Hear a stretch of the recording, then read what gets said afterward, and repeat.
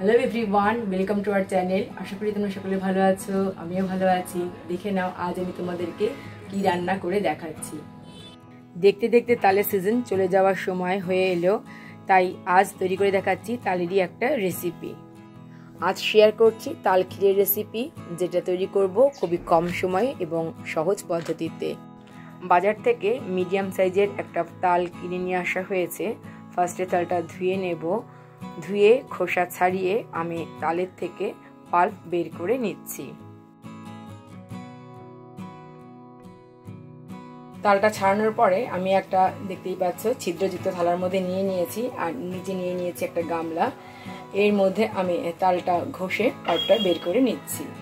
তাল ঘষে পাল্প বের করে নিয়েছি। এবার এটা এক সাইড করে রেখে দিয়েছি। অনেক সময় দেখা যায় যে তাল একটু তেতো হয়, তো সেক্ষেত্রে তোমরা একটু চুন দিয়ে তালটা খানিকক্ষণ সময় ভিজিয়ে রাখতে পারো। এবার পাল্পটা আমি দিয়ে দিলাম কড়াইয়ের মধ্যে। গ্যাসের ফ্লেম লোতে রেখে নাড়াচাড়া করতে হবে।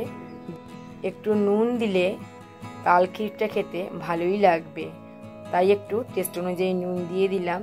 এবার ভালো করে মিশিয়ে নিচ্ছি। নুন ভালোভাবে মিশে যাওয়ার পরে আমি এর মধ্যে দিয়ে দিচ্ছি নারকেল কোড়া।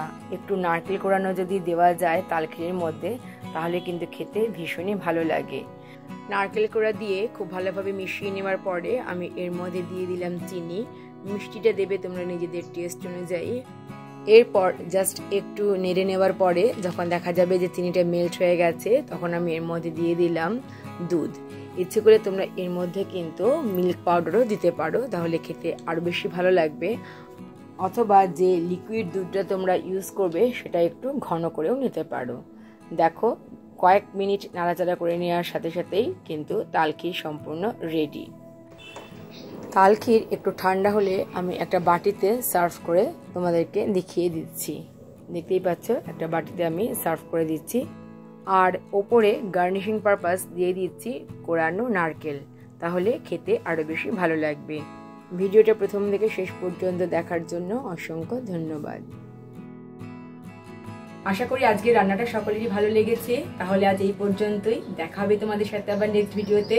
ততক্ষণ পর্যন্ত তোমরা সকলে ভালো থেকো। টাটা।